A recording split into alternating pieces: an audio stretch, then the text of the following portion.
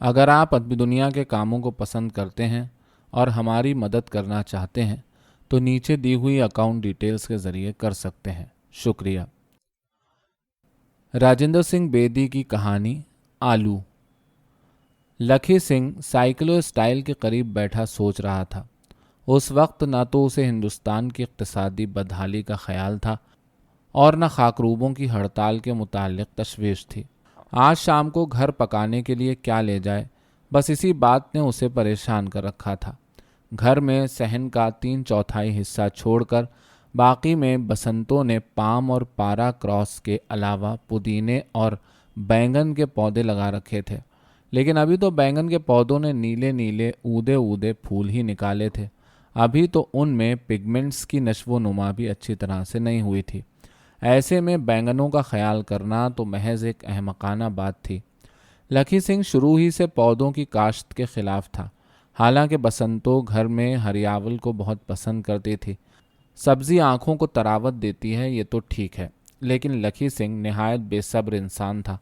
وہ چاہتا تھا کہ آج ہی بیج بو دیا جائے اور آج ہی پھل لگ جائیں۔ ہندوستان کی آزادی کے متعلق بھی اس کا کچھ ایسا ہی خیال تھا۔ پودوں کو روزمرہ پانی دینا، ان کی نگہداشت اور پھر انہیں نہایت سست رفتار سے بڑھتے دیکھنا اس کی آب و تواں سے باہر تھا۔ اسی لیے تو اس نے بسنتوں کو صاف کہہ دیا تھا کہ پودے اگانے کے بعد میں ولگا چلا جاؤں گا، وہاں 2-4 ماہ رہوں گا تاکہ میری واپسی پر بینگن پھل رہے ہوں اور یہی محسوس ہو جیسے میں نے کل ہی انہیں بویا ہے اور آج پھل بھی لے لیے ہیں۔ لکھی سنگھ نے اٹھ کر چاروں طرف دیکھا۔ سب کامریڈ جا چکے تھے، لیکن اس کے کانوں میں ان کی پرشور بحث کی گونج باقی تھی۔ پھر اسے خیال آیا، خاکروبوں کی ہڑتال کس قدر مکمل ہوئی ہے۔ شہر کی تنگ و تاریک گلیوں، گنجان آباد محلوں، گزرگاہوں اور سڑکوں پر جا بجا کوڑے کے ڈھیر لگ رہے ہیں۔ شاہ عالمی کے باہر گھوڑوں کے حوض کے قریب میلے کا پہاڑ پڑا ہے۔ ٹھنڈی سڑک کی طرف جانے والی سڑک پر 3 دن سے ایک بیل مرا پڑا ہے، جس کی لاش سے سڑاند اٹھ کر ہسپتال کے مریضوں تک پہنچ رہی ہے۔ اس کے اپنے کوچے بھولا مصر میں، جہاں شہر کے مردے جلانے والے اچارج رہتے ہیں، اتنا تعفن پیدا ہو رہا ہے کہ اچارج باہر نہیں نکلتے، اور ہندو کا مردہ بغیر اچارج کے کیسے جلایا جا سکتا ہے؟ یقیناً بہت سے مردے گلی محلوں میں پڑے بدبو پھیلا رہے ہوں گے، ٹھنڈی سڑک کے قریب مرے ہوئے بیل کی طرح۔ کھڑکی میں سے ایک تیز بدبو آنے سے لکھی سنگھ اٹھا اور اس نے تمام دروازے بند کر لیے۔ دائیں طرف گھومنے سے اس کی نگاہیں سائیکلو اسٹائل کے اوپر ایک کھونٹی پر جا پڑیں۔ اس کھونٹی پر کامریڈ بخشی کی ہیٹ ٹنگی رہ گئی تھی، جس کے ایک طرف سرخ پروں کا ایک خوبصورت پلوم لگا ہوا تھا۔ آخر بخشی نے سرکاری ملازمت کر لی تھی، اس لیے سب کامریڈ مل کر براؤننگ کی نظم وہ چند چاندی کی ٹکلیوں کے عوض ہمیں چھوڑ گیا گاتے رہے تھے۔ بخشی رجت پسند ہو گیا تھا۔ سب نے کامریڈ سے محبت کی تھی اور راہبری کے لیے اس کی طرف دیکھا تھا، اس کے گیت گائے تھے، اس کے افسانوں کی تعریف کی تھی، اور اب لیکن 100 روپیہ ماہانہ پا لینے پر بھی اس کا چہرہ اس قدر اترا ہوا تھا۔ وہ بار بار گھبرا کر اپنی پتلون کی کریز ٹھیک کرتا تھا اور بے تحاشا آنکھیں جھپکتا تھا۔ شروع بحث میں نوبت ہاتھا پائی تک پہنچ گئی تھی اور اسے پیٹا بھی گیا تھا۔ اس کی قمیض کا ایک چتھڑا ابھی تک ایک کرسی کے ابھرے ہوئے کیل میں اڑا ہوا تھا۔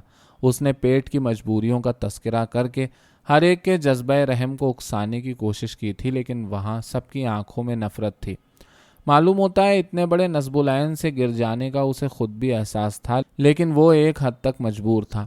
اس کی 3 بہنیں تھیں شادی کے قابل، ایک بوڑھا باپ ڈاکٹر جو کہ کسی ریاست سے ریٹائر ہوا تھا اور جس کی بینائی زیادہ احتیاط کی وجہ سے کم ہو گئی تھی۔ ماں کے علاوہ 4 بھائی تھے، جن میں سے 2 مقامی ہائی اسکول میں اور سب سے بڑا شہر سے باہر ایک کالج میں تعلیم پاتا تھا، اور ان سب کے پیٹ ایندھن مانگتے تھے۔ بخشی نے ہر ایک کے اعتراض کا فرداً جواب دینے کی کوشش کی، لیکن کسی نے اس کی ایک نہ سنی اور پیٹے جانے کے فوراً بعد ہی وہ کمرے سے باہر بھاگ گیا اور اس سراسیمگی میں اپنی ہیٹ بھی وہیں چھوڑ گیا۔ لکھی سنگھ نے کہا، کاش بخشی کا کوٹ ٹنگا رہ جاتا تو آج کی روٹی سے تو نجات حاصل ہو جاتی۔ پھر اسے بسنتو کا خیال آیا اور وہ سوچنے لگا، بسنتو صحیح معنوں میں کامریڈ ہے۔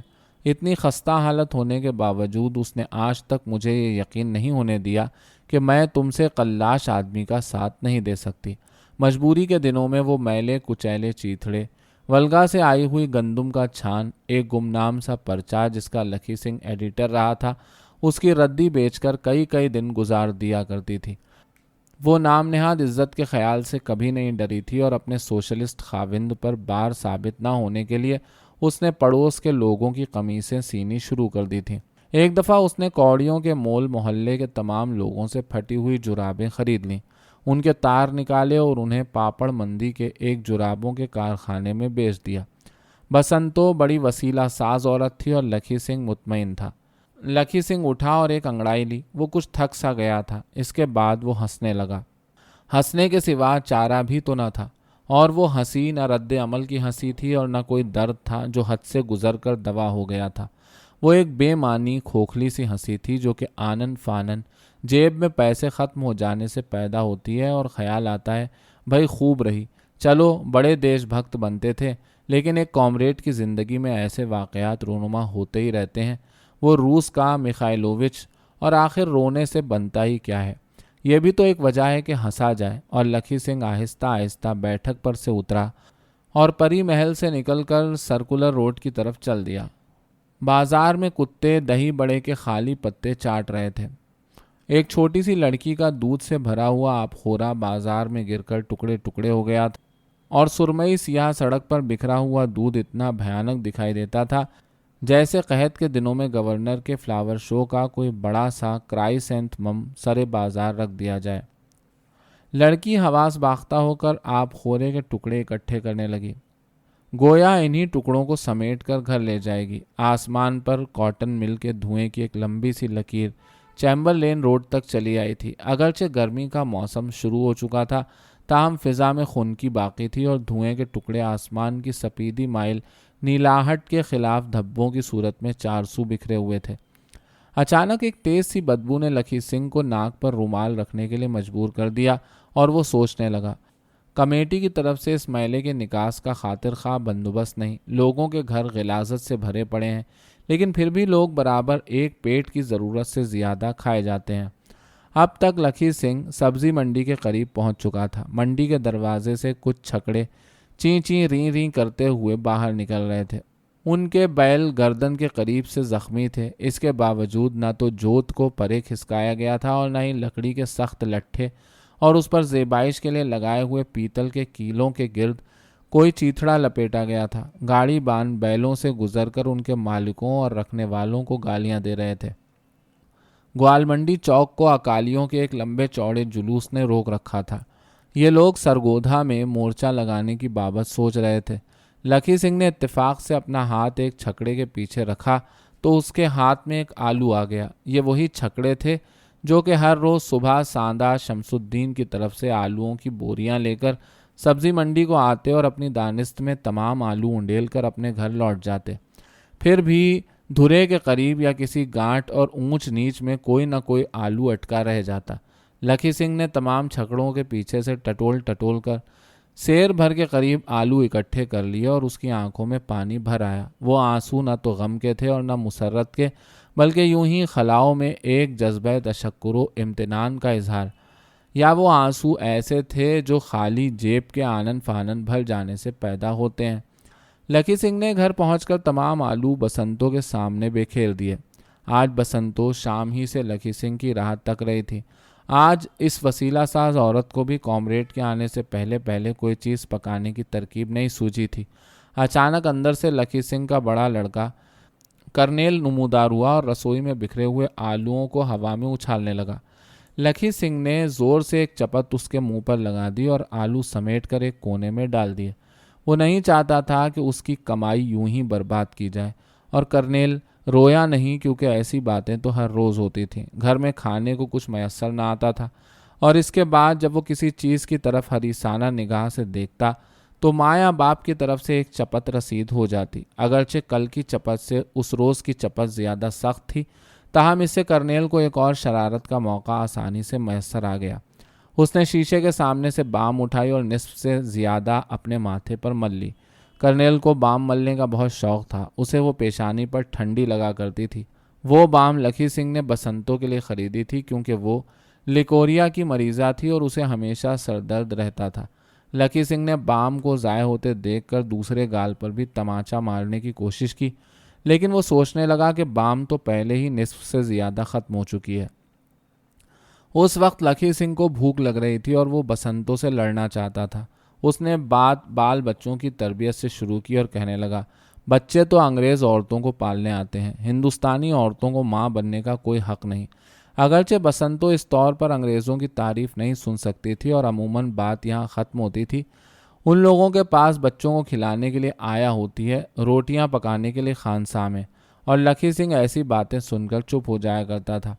سوشلسٹوں کے حلقے میں وہ گھنٹوں بحث کر سکتا تھا، لیکن اس جگہ وہ 5 منٹ سے زیادہ نہیں بول سکتا تھا۔ حقیقت اتنی تلخ ہوتی تھی کہ اسے اپنے چہرے کا عکس دکھائی دینے لگتا، لیکن آج اس بات پر بھی بسنتو خاموش رہی۔ اچانک دروازے کی طرف سے سخت سڑاند آئی اور لکی سنگھ گرج کر بولا، تم سے یہ بھی نہ ہو سکا کہ دروازہ بند کر لیتی، بس نواب زادی ہی بننا چاہتی ہو تم۔ بسنتو نے اٹھ کر چپکے سے دروازہ بند کر دیا۔ لکی سنگھ اپنی داڑھی کے بکھرے ہوئے بالوں کو سوئی لگا کر صحن میں ٹہلنے لگا۔ بھوک کی وجہ سے اسے ڈکار آ رہے تھے اور پیٹ میں ناف سے اوپر ایک عجیب طرح کی آواز پیدا ہو رہی تھی، جیسے سیلاب میں دریا کے کنارے ایک پرشور آواز کے ساتھ پانی میں گرتے ہیں۔ اسے بھی کچھ ایسا ہی محسوس ہو رہا تھا، جیسے اس کے پیٹ کی دیواروں سے کوئی چیز اندر معدے میں گر رہی ہے۔ یکایک لکی سنگھ کو کچھ سوجھ گیا، پودوں کو اپنے سامنے پا کر بولا، بھلا ان بینگن کے پودوں کا فائدہ ہی کیا؟ فائدہ کیوں نہیں؟ بسنتو نے آلوؤں کو دیگچی میں ڈالتے اور ہاتھ چھانٹتے ہوئے کہا، لیکن لکی سنگھ اپنے مخصوص دعابیہ انداز سے گرجا، میرا تو جی چاہتا ہے کہ انہیں ابھی اسی وقت اکھاڑ کر پھینک دوں۔ 2 مہینے سے اوپر ہونے کو آئے ہیں اور ان میں پھل کا نام و نشان تک نہیں۔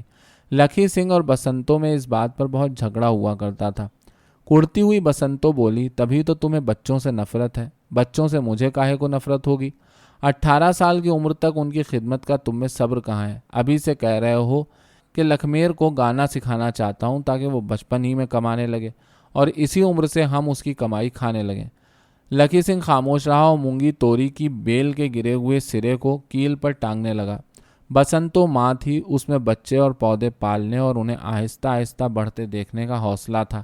وہ ہر روز صبح اٹھتی اور کہتی، آج بینگنوں کو 2 پھول لگے ہیں اور 2 کی ڈنڈیاں پھول رہی ہیں اور مونگی توری پر شہد کی مکھیاں بیٹھتی ہیں۔ اب توریاں پھلنے کا موسم آیا ہے اور تم نے آخر کرنل سنگھ سے کس جھک کا بدلہ لینا ہے؟ آخر ہولے ہولے سمجھدار ہو جائے گا، یوں ہی اسے پیٹتے رہتے ہو۔ لکی سنگھ کو خیال آیا کہ مونگی توری کی بیل کو جہاں سے کاٹا گیا تھا وہاں سے زیادہ سرسبز ہے، وہاں زیادہ کونپلیں پھوٹی ہیں۔ وہ فوراً بول اٹھا، یہ پودے کاٹنے چھاٹنے سے زیادہ نشو و نما پاتے ہیں، تبھی تو میں کرنل کو مارتا ہوں۔ جس دن لکی سنگھ اور بسنتو کا جھگڑا ہوتا، اس دن بسنتو وہی ڈھیلا ڈھالا گلابی بلاؤز پہنتی جس سے لکی سنگھ کو سخت نفرت تھی، اور وہ دوپہر تک سر کے بالوں کو سیدھا نہ کرتی۔ اپنے کپڑوں اور اپنی شکل سے وہ یوں سست اور زرد دکھائی دیتی جیسے وہ ہائفہ ہے۔ کبھی کبھی وہ اپنی کمر پر ہاتھ رکھ کر آہستہ آہستہ کراتی اور لکی سنگھ آہستہ آہستہ کرانے سے بہت گھبراتا تھا۔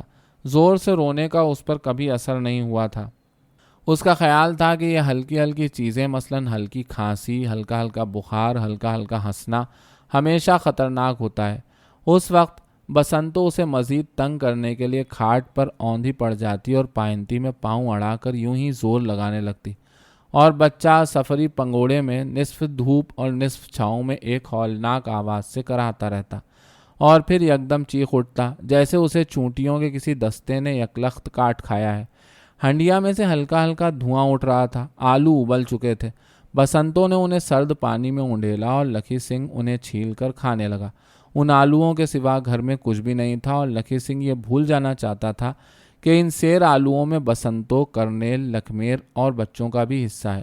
وہ کہتا، ڈاکٹروں کی رائے ہے کہ آلو پیٹ کو غلیظ کرتے ہیں۔ اس کے بعد وہ نمک مرچ لگا کر انہیں چٹخارے لیتا ہوا کھا لیتا، گویا کہہ رہا ہو، مجھے اپنے پیٹ کی غلاظت بہت پسند ہے۔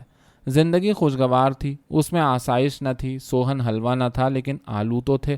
اور لکی سنگھ ہر روز شام کو چیمبرلین روڈ پر سے ہوتا ہوا سبزی منڈی کے قریب جا کھڑا ہوتا اور ساندہ شمس الدین کو لوٹنے والے چھکڑوں پر سے تمام آلو سمیٹ لیا کرتا۔ 18 تاریخ کو اسی ہندوستان ٹائمز سے گداگروں کے مسائل کے مضمون کے پیسوں کی توقع تھی اور آج 12 تاریخ تھی۔ پیٹ کی آگ کے لیے آلو کافی تھے۔ اچانک کمیٹی کی طرف سے بیل گاڑیوں کے لیے نیومیٹک ٹائروں کا بل پاس ہو گیا۔ یہ سب کچھ غریب گاڑی بانوں کی استطاعت سے باہر تھا۔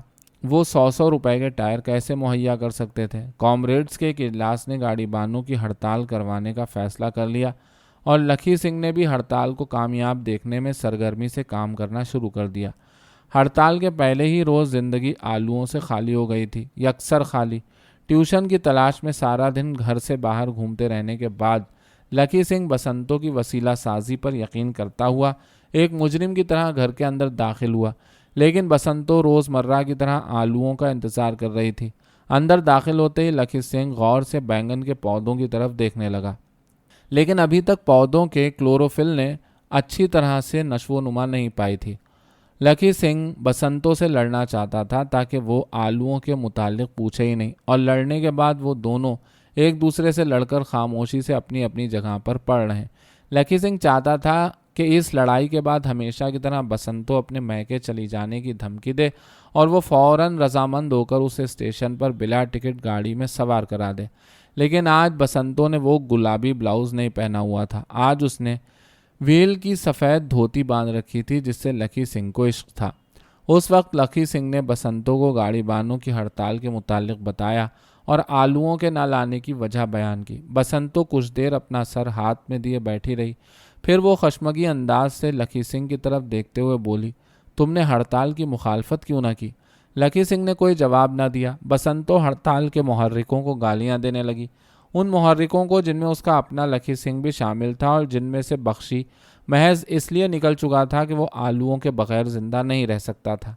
لکی سنگھ سوچنے لگا، بسنتوں نے ایک اچھے کامریڈ کی طرح ہمیشہ میرا ساتھ دیا تھا، لیکن اب وہ بھی مجھے جواب دے رہی ہے۔ اس وقت کرنیل گلی میں سے آیا اور باپ کو خالی ہاتھ دیکھ کر رونے لگا۔ بسنتوں صبح سے اسے باپ کی آمد کا انتظار کرنے کے لیے کہہ رہی تھی۔ اپنے بیٹے کو یوں روتا دیکھ کر بسنتوں اور بھی زہرناک ہو گئی۔ لکی سنگھ کو بسنتوں سے یہ امید نہ تھی۔ وہ اپنا سر دونوں ہاتھوں میں دے کر بیٹھ گیا اور سوچنے لگا، کیا بسنتوں رجت پسند ہو گئی ہے؟